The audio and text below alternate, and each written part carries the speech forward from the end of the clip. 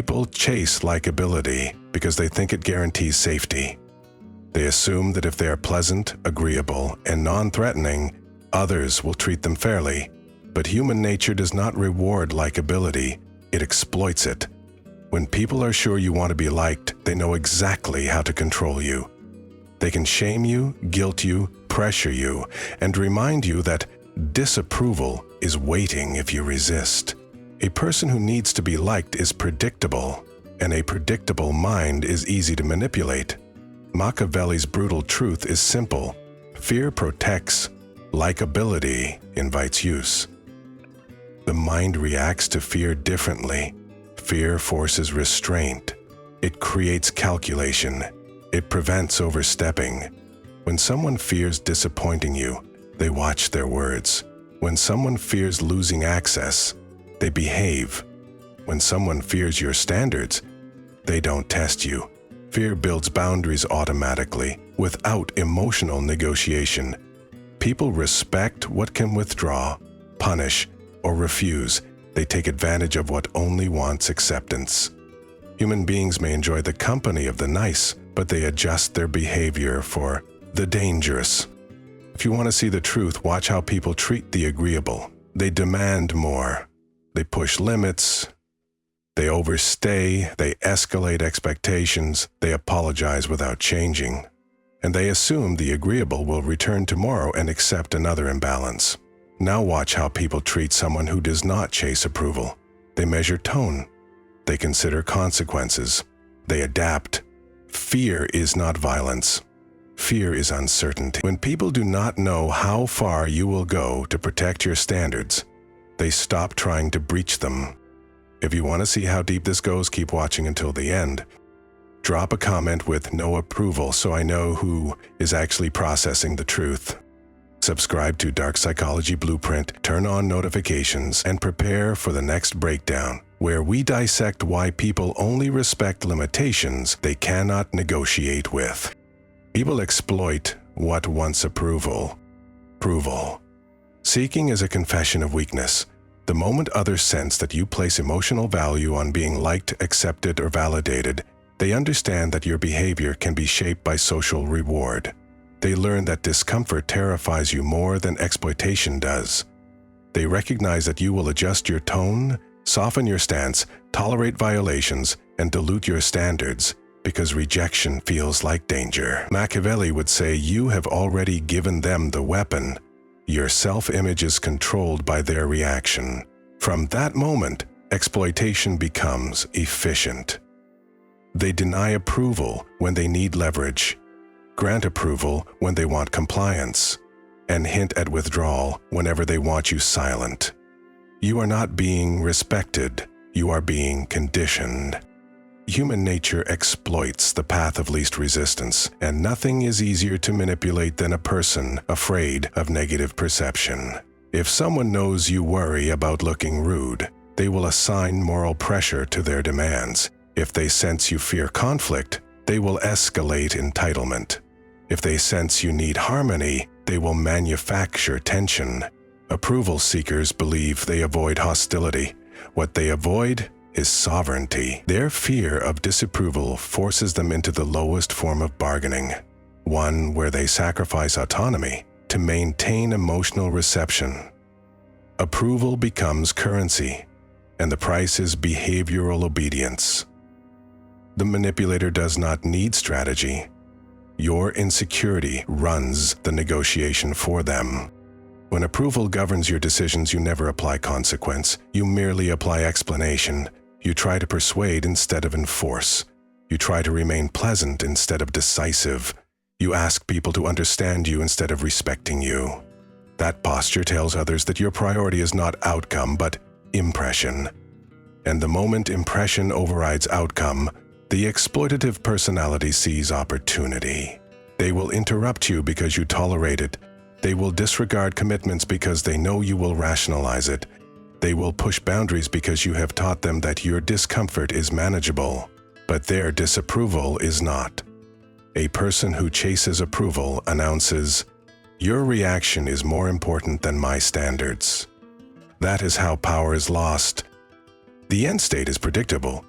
The approval-dependent individual becomes a resource. People come to them for emotional labor, financial favors, time allocation, or tolerance. Never for respect. They are useful precisely because they fear losing acceptance. They are compliant precisely because consequence feels risky. Machiavelli would diagnose this as voluntary subjugation. When you want approval, others do not need to overpower you, you overpower yourself. The cure is indifference. When being liked stops mattering, manipulation collapses. You stop reacting to tone. You stop negotiating with guilt. You enforce standards because they serve you, not because they will be applauded.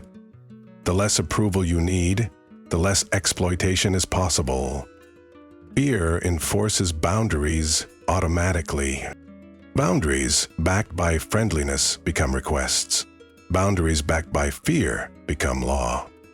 Most people do not respect limits because they agree with them. They respect limits because violating them would produce consequence. Machiavelli understood that human beings calibrate behavior through risk assessment, not moral alignment.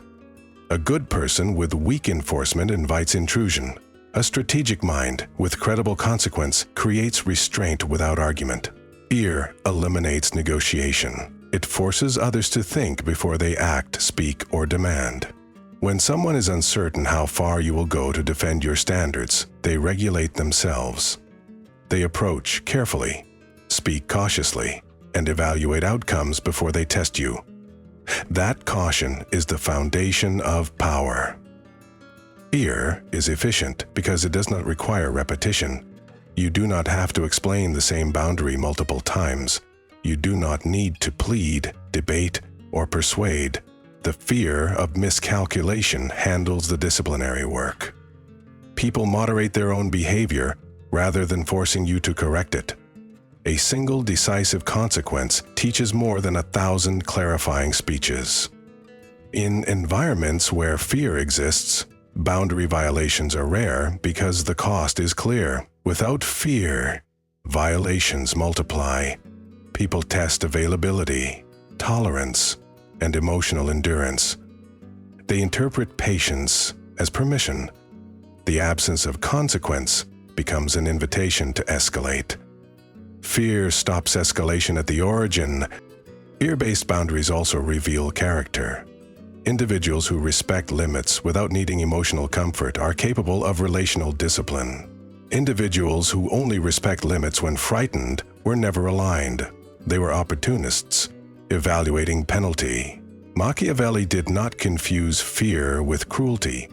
Fear is structural clarity, a reminder that access is conditional. It informs people that behavior determines reward. When others know that violating your standards produces removal, not discussion, the dynamic stabilizes. You are no longer managing emotional chaos. The environment governs itself. Respect built on compliance is unreliable. Respect built on consequence is permanent. The final advantage of fear is psychological freedom. When fear enforces boundaries, you are no longer trapped in emotional management. You do not explain why something offended you. You do not justify distance. You do not negotiate dignity. You withdraw access and let absence speak. Others either adjust or exit. Both outcomes improve efficiency. Fear converts boundaries from emotional statements into operational rules. You stop functioning as a caretaker and start functioning as an authority. In Machiavellian terms, power is never maintained through likability. It is maintained through the quiet understanding that violating your world has a cost. Likability attracts opportunists. Opportunists study incentives, not intentions. They are drawn to people who prioritize harmony, friendliness, and emotional accommodation because those traits signal low resistance. When someone wants to be liked, they rarely impose cost. And opportunists thrive where there is no cost. They prefer targets who apologize before asserting, who hesitate before refusing, and who soften boundaries to maintain rapport.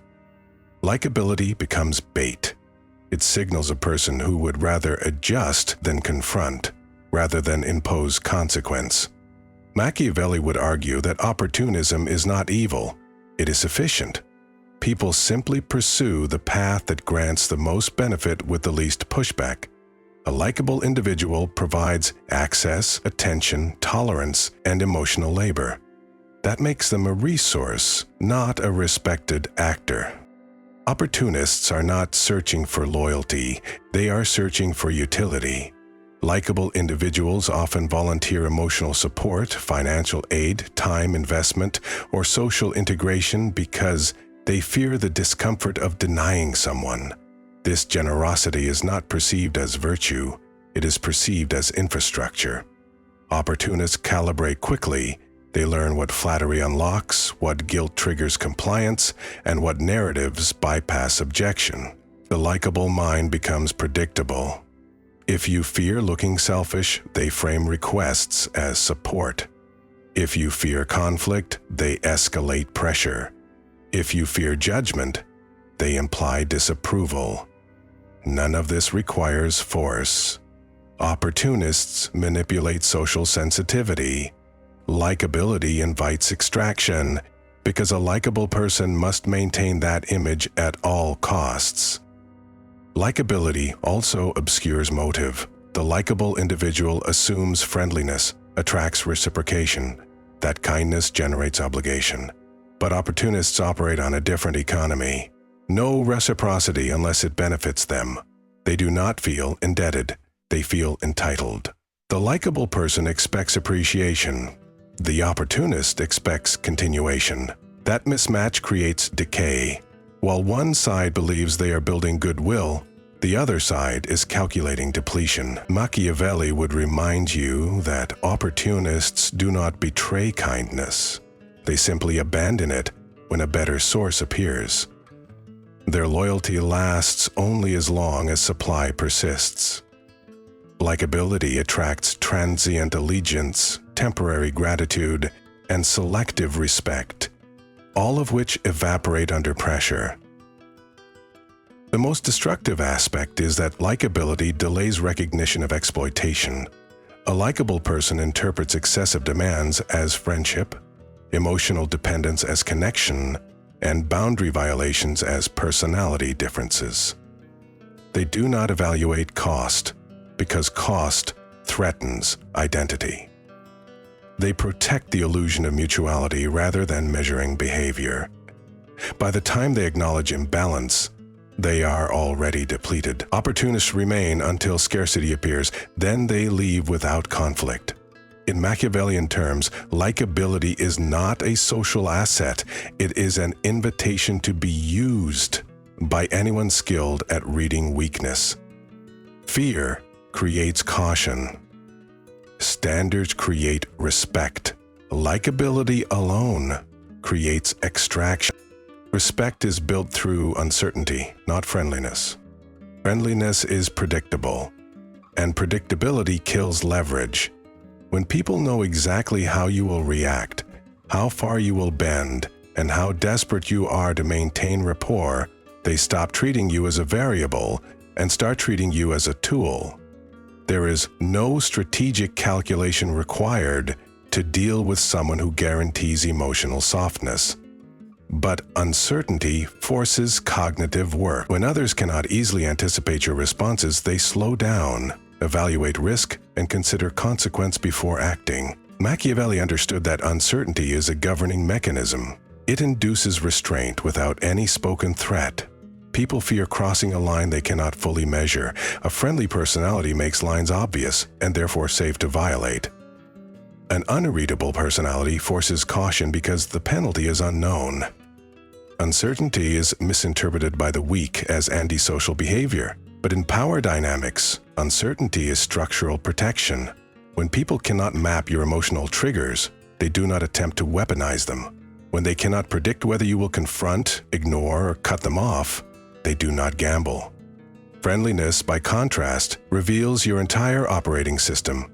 You want harmony. You avoid discomfort. You prioritize approval. Once that code is exposed, exploitation becomes procedural. Uncertainty removes that transparency. You speak less, you reveal less, you justify nothing. Others are forced to observe instead of extract. They wait for your cues rather than dictating terms. In political logic, uncertainty creates hierarchy. The less exposed party controls pacing, tone, and access. Friendliness demands reciprocity. Uncertainty demands respect. When you rely on friendliness, you hope others recognize kindness and return it.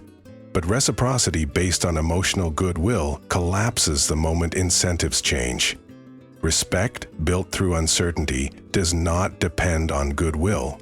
It depends on perceived consequence. People respect you because they do not want to trigger a reaction they cannot predict. That does not require aggression or theatrics. It requires minimal disclosure, selective engagement, and unemotional decision-making.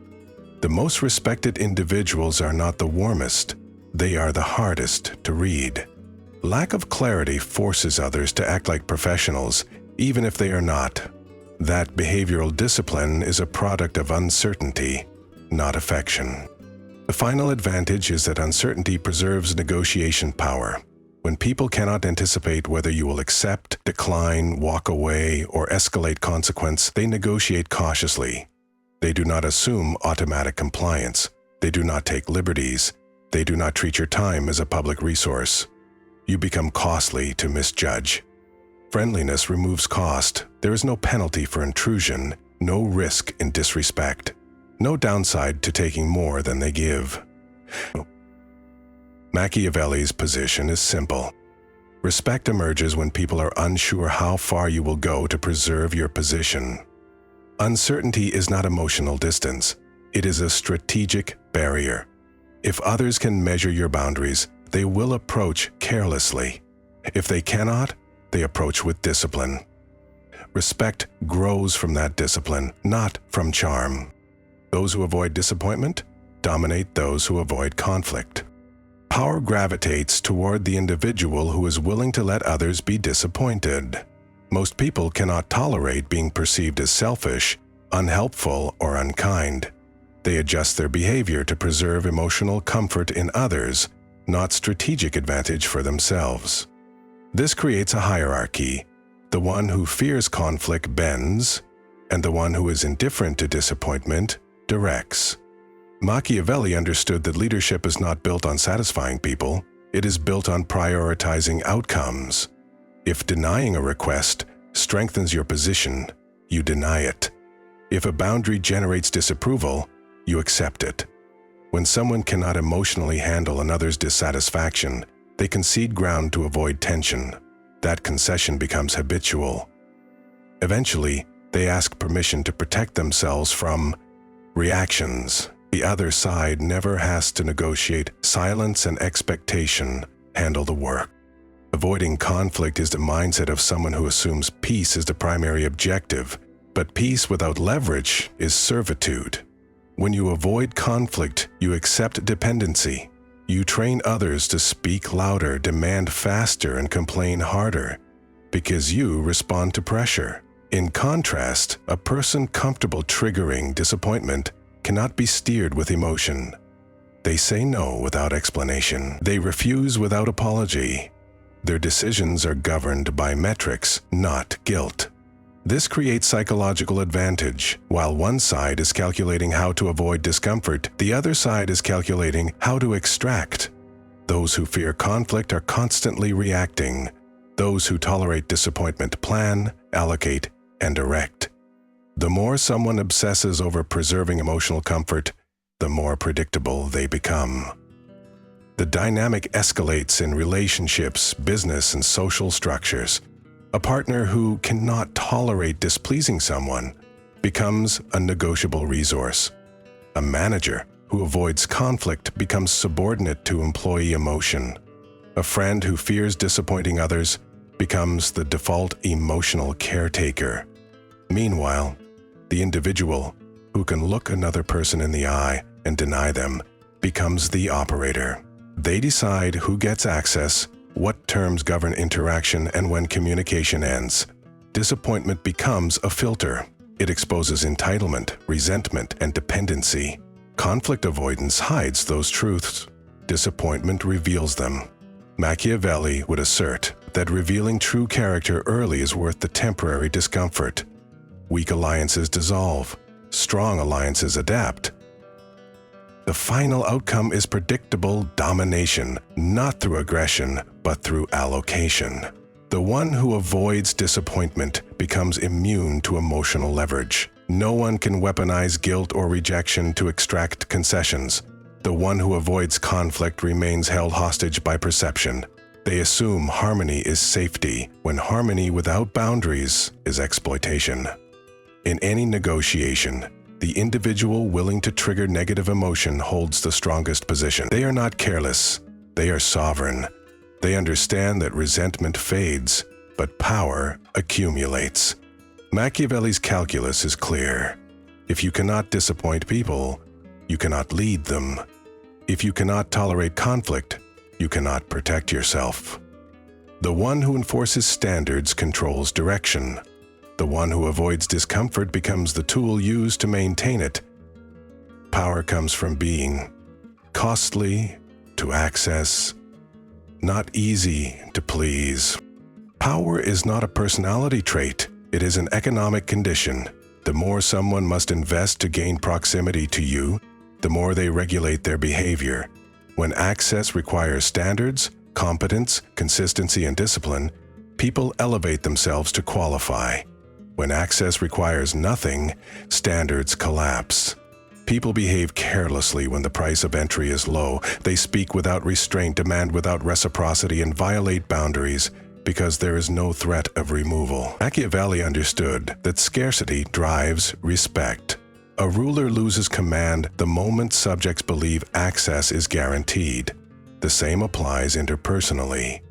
If anyone can reach you at any time, on any terms, you are infrastructure, not authority. Power grows when access is earned, not assumed. When you are easy to please, you create a psychological loophole. Others can gain benefit without expending effort.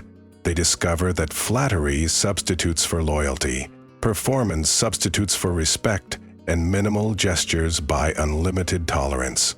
You reward gestures instead of results, apology instead of change, and intention instead of execution. That is how exploitation stabilizes. By making yourself simple to appease, you incentivize manipulation. People perform emotional theater because it produces compliance. They never upgrade behavior because you never require it. Easy-to-please individuals believe they inspire goodwill. What they inspire is strategic laziness. Humans conserve energy. They never invest more than the environment demands. If the cost to satisfy you is low, the value of retaining you becomes lower. Being costly to access does not mean hostility. It means calibration. You respond slowly. You allocate attention selectively. You reward improvement, not excuses. You withdraw from those who drain resources. You enforce measurable standards for proximity, respect, competence, reliability, reciprocity. When someone violates terms, you do not negotiate, you eliminate access. That absence does more instructional work than a confrontation ever could. A person who knows that one violation triggers distance will police themselves. You do not supervise them. The fear of exclusion supervises them. Machiavelli valued systems that govern without continuous intervention. High access cost is one such system. It forces adaptation without emotional labor. The outcome is predictable. You become a strategic asset rather than an emotional commodity. People invest because losing you carries risks. They behave because consequence exists. They compete because scarcity sharpens commitment. You stop receiving emotional scraps and start receiving deliberate action. This is not cruelty. It is economic realism. Human beings inflate the value of what they can lose and devalue what they cannot. If your approval requires nothing, it earns nothing. If your presence demands investment, people reorganize around it. Machiavelli's doctrine is blunt. Power does not belong to the agreeable. It belongs to the expensive. People do not degrade the powerful. They degrade the accessible. If you want respect, create cost. If you want leverage, create limits. If you want autonomy, stop selling yourself cheaply. The world does not reward the convenient. It uses them. It rewards the scarce, the disciplined, and the indifferent to being liked. That is how power survives. If you watched until the end, comment, "Too costly," so I know who absorbed the lesson. Subscribe to Dark Psychology Blueprint, turn on notifications, and be ready. The next breakdown exposes how predators identify emotional discounts before they strike.